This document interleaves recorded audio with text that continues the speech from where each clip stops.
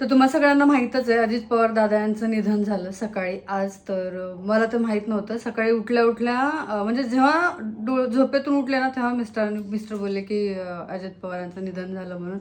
ते ऐकल्याबरोबर खूप विचित्र वाटलं मनाला. भले ते आपण त्यांच्या म्हणजे संपर्कात वगैरे नसतो, काय नसतो, पण खरंच मनाला इतकं विचित्र वाटलं आणि थोडंसं डोळे पण भरून आलेले सकाळी. आणि अजून पण येत आहेत, कारण तो म्हणजे नेता जेव्हा आहेत ना, तर ते खरंच खूप वेगळे होते. त्याच्यामुळे थोडंसं वाईट वाटतंय. म्हणजे कधी त्यांचा संपर्क वगैरे कधीच नव्हता, पण त्यांचा स्वभाव इतका चांगला होता की मला पहिल्यापासून त्यांचा स्वभाव आवडायचा. आणि खूप म्हणजे सकाळपासून काम वगैरे तर चालूच आहे, पण मन लागत नाही कुठे, की असं कसं झालं असेल. म्हणजे त्यांना पण ते माहीत नसेल की आज माझ्यासोबत असं होणार आहे किंवा काय. म्हणजे थोडक्यात काय, तर नियतीचा खेळ कधीही पलटू शकतो आणि माणसासोबत कधीही काही होऊ शकतं.